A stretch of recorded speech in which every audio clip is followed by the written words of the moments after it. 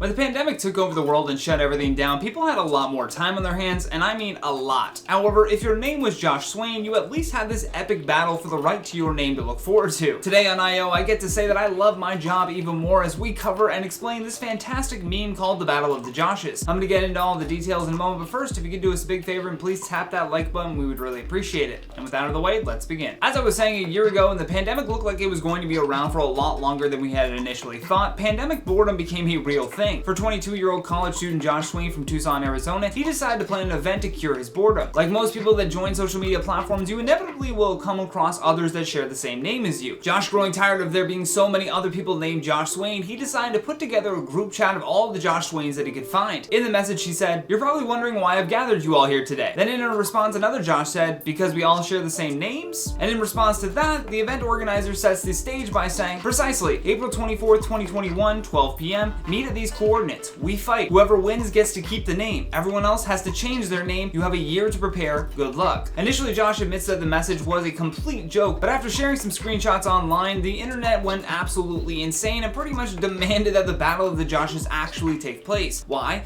Well, it's because of that pandemic boredom that I was talking about earlier, which is the same reason that we put up with things like the Jake Paul fights. At this point in the pandemic, we're so eager and thirsty for entertainment that we'd be more than happy to watch a bunch of kids named Josh fight each other with pool noodles and a feel for charity and the right to their own name. Either way, the event date rolled around, and by the time it arrived, there had been so much support behind the event that it was turned into a food drive and fundraiser. At the event, two men showed up with the name Josh Swain, so they settled things the old-fashioned way with a good old game of rock, paper, scissors. Surprisingly enough, the event organizer emerged victorious in this bout, and then after the Swain Bowl, they legit had a pool noodle fight with any person with the first name Josh, with of course hundreds of other people just spectating the fight. In the end though, it was 5-year-old Lincoln resident Josh Winston Jr. who won the noodle fight and earned the nickname Little Josh. I'm also delighted to inform you that the Josh Swain Fund has now raised more than $10,000 for the Children's Hospital and Medical Center Foundation, which is an organization that provides medical services to children across Nebraska. Now, while this is a heartwarming story, and I do love my feel-good news, don't get me wrong, they raised a lot of money as well. Still a lot of people all crowded together for an event. It was done outside, masks were worn, but I really hope that there isn't some uptick in cases because of this gathering. I hate to be that guy, trust me, but it would also be negligent of me not to say anything. You can applaud the event all you want, but regardless, we are still in this pandemic. However, like I said, outdoor gatherings where people are wearing a mask usually are a much low risk for spreading COVID-19. Also, another fun fact I learned while looking into this Battle of the Joshes is apparently more than 1.1 million people in the US have been named Josh, and that dates back to 1880. Wild stuff. With that though, let's check out some of your comments from the video titled "Twitch streamers found a loophole you won't believe." Stuff says, "I've been waiting for this to be mentioned, lol, I hate it as a girl streamer, hate it. This isn't what Twitch is for, also makes it really hard to be a female streamer as it already is." That was exactly what I was echoing in that video there. I can't even imagine just the added creeps that would come in because Twitch is allowing this environment to essentially foster on the platform when there's things like OnlyFans that exist. Just